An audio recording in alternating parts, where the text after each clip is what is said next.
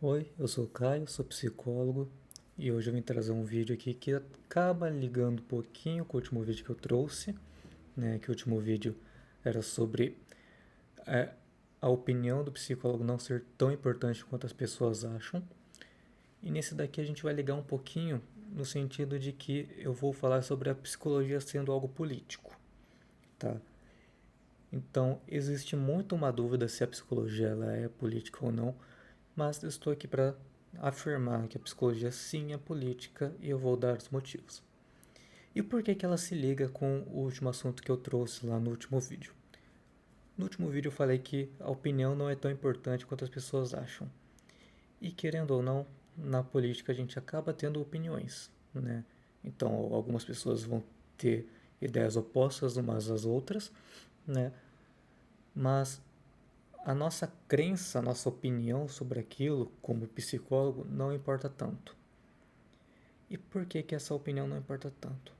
Porque é o dever do psicólogo, tá? Isso daqui não é uma opinião, isso aqui é um dever nosso promover a saúde dos nossos pacientes, certo?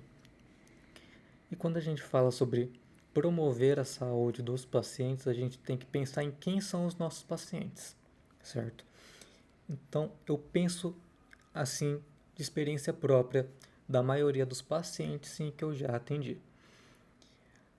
Eu já atendi mulheres, eu já atendi homens, já atendi pessoas não binárias, já atendi ali homens brancos, pretos, né, pardos, todos os tipos de pessoas, mas a grande maioria das queixas que me trazem não necessariamente são ali questões relacionadas a direitos humanos, mas tem ali sua relação.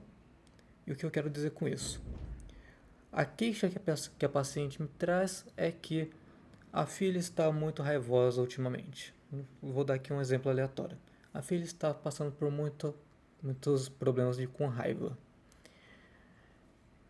E aí a gente vai tentar investigar o porquê que ela está assim, da onde que está surgindo essa raiva, se isso é uma coisa que veio desde ali, né, de quando ela nasceu, se está acontecendo recentemente. Então, tudo bem, a gente percebe isso, não é uma questão ali de direitos humanos. A pessoa tem raiva, simplesmente é um sentimento que ela está sentindo e que está sendo ali em excesso. Mas, quando a gente investiga ali a causa dessa raiva, o porquê que está vindo esse sintoma, a gente percebe algo que está estruturado na sociedade. Então, eu vou lá investigando e a paciente me traz: eu estou sendo chamada de macaca dentro da sala de aula. Isso é uma questão de racismo. A paciente, sendo uma criança, pode não entender isso, mas a gente entende. Então, eu utilizei aqui o exemplo, né, de questões raciais, mas a gente pode pegar qualquer tipo de exemplo. A gente pode observar questões machistas que as pessoas acabam sofrendo, a gente pode perceber questões homofóbicas, gordofóbicas, enfim. Não vou aqui ficar citando tudo, até porque senão a gente ficaria aqui infinitamente. Mas a gente tem que entender o como que o paciente que eu atendo está situado, né, na sociedade. Isso porque existe muito preconceito ao redor de diversos tipos, né, de etnias, né, ou de diversidade de gênero, ou qualquer coisa do tipo, que acabam não sendo combatidos de uma forma eficiente. Então o paciente vai lá, sofre com aquilo e cria um outro problema que é derivado daquilo que ela está sofrendo. Então, por exemplo, ali a raiva sendo um sintoma que ela está sentindo pro problema específico que está sendo ali o racismo que ela sofre. E por que que eu falo que a opinião não tem tanto a ver, não tem tanta importância nessa situação? Porque isso é uma questão ética e não uma questão moral. Como assim? O que eu quero dizer com essa questão ética? Nós, como psicólogos, como eu falei lá anteriormente, a gente tem que promover a saúde do paciente. Se isso é uma coisa que está prejudicando o meu paciente ali naquele momento, então eu tenho como dever combater aquilo. Claro que eu não vou na escola da pessoa ali fazer qualquer tipo de intervenção lá, né? Isso a gente vai ali trabalhando com a pessoa e tentando buscar algum meio. Mas quando existe ali um movimento, né, em que a gente precisa defender algum tipo de pessoa que está sofrendo ali com alguma coisa, a gente tem o dever ali sim de apoiar aquela causa. Então a gente tem ali que combater a todo custo aquelas coisas que estão prejudicando socialmente os nossos pacientes. Mas aí alguma pessoa chega e me pergunta: tá, você está falando que a gente tem o dever, né, de promover a saúde das pessoas, mas eu não vejo como que isso está prejudicando a saúde daquela pessoa. E eu respondo aqui de uma forma bem clara. Quando a gente fala de saúde, a gente não fala apenas de saúde física e nem de saúde mental, né? A gente também fala de saúde social, saúde econômica, né? Todos esses tipos de questões que estão fora ali do meu corpo também me afetam, né? A sociedade me afeta. Sendo assim, eu também tenho que combater esse tipo de coisa. E por que que eu acho tão importante a gente falar sobre esse tema? Quando a gente entra na página do Instagram, né, ali do CRP, né, que é o Conselho Regional de Psicologia, ou até do CFP, né, a gente acaba vendo ali que eles fazem alguns posts, né, que nos orientam a saber um pouco sobre, né, então, por exemplo, em Dia da Consciência Negra, eles vão lá e postam alguma coisa ali explicando um pouco sobre o que que é, como que, o porquê da data, enfim, diversos tipos de coisas assim. E aí a gente vê comentários de psicólogos mesmo, pessoas que já estão formadas, que estão ali se questionando, né? Falando assim, ah, por que você está falando disso? Você tem que falar de uma outra coisa. E tudo bem, tem outras coisas que eles precisam falar. Mas isso invalida aquilo que ele está falando, sabe? Então a gente acaba excluindo alguma coisa porque o outro está falando de algo que a gente não achava que era prioridade. Eu acho que vocês deveriam falar sobre questão X e vocês estão falando sobre questão Y. Independente. Se fosse ao contrário, eles ainda iriam falar de uma coisa e ia deixar a outra de lado. Então, a gente precisa ter muito cuidado quando a gente observa situações para ver o que realmente está sendo feito ali. Se eles estão fazendo um post ali orientando sobre ali uma questão racial, por exemplo, a gente pode aplaudir. A gente não precisa ali ficar criticando por conta de 15 coisas que eles não fizeram. Claro, a gente vai criticar se eles não fizerem algo.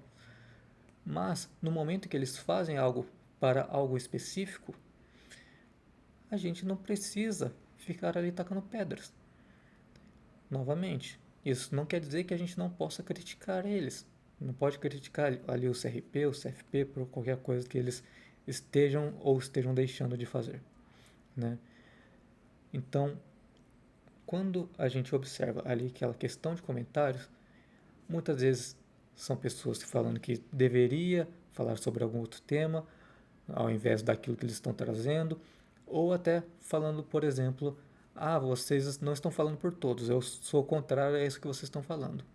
Quando na verdade o CRP está ali falando sobre algo que está protegendo um grupo da sociedade. E tudo bem, pode ser que eu seja contrário àquela ideologia, qualquer coisa do tipo. Então, podemos aqui usar como exemplo a questão do aborto. A gente pode, né, utilizar aqui como exemplo quando teve toda a polêmica lá dos bebês reborn, né? E aí chega lá, o CRP ou o CFP vão lá e fazem uma orientação e chega lá pessoas criticando, falando contra, e quando você vê, não é que eles estão criticando porque acham que de uma outra forma que poderiam ser feito, iria ser algo melhor, iria ser mais ali positivo para aquele grupo? Não, é apenas uma exclusão daquele grupo. Então, quando eu vou dar novamente o exemplo aqui, né, quando teve ali a PL, se eu não me engano era 1904, né, que equiparava a questão do aborto de a menos de 36 semanas, se eu não me engano, como se fosse um homicídio, né? Chegou lá, CRP ou CFP, eu não me lembro agora qual dos dois foi, fez um post ali defendendo a causa de ir contra, né, aquela PL. E aí chegaram pessoas falando assim, não, isso aqui é totalmente contrário. E tudo bem, você pode ser contra o aborto. Não estou falando que você tem que se manter ali alguma orientação, alguma ideologia ou qualquer coisa do tipo. Não, você pode ter sua opinião, claro. Mas isso não significa que essa sua opinião tem que valer para você como psicólogo ou psicóloga. Porque você pessoal e você ali dentro do trabalho são duas pessoas diferentes. Você tem que ali manter, né, a sua identidade profissional. E quando eu falo de identidade profissional, não quero dizer que é para você parecer um santo. Não. Todo mundo ali tem suas falhas, todo mundo ali erra, né? Eu mesmo erro de vez em quando. Então, não estou falando para você tentar ser perfeito na frente dos seus pacientes. Não. Mas eu quero dizer que você tem que cumprir ali com a medida ética. E a medida ética significa que você vai promover a saúde. Isso não é algo que é uma opinião minha. Não. Isso está ali dentro do código de ética. A gente precisa agir a favor da saúde das pessoas. Não é algo extraordinário, não é algo que eu estou tirando da cabeça. Não. A gente tem que agir com ética. Pronto. Então, tirando, né, todo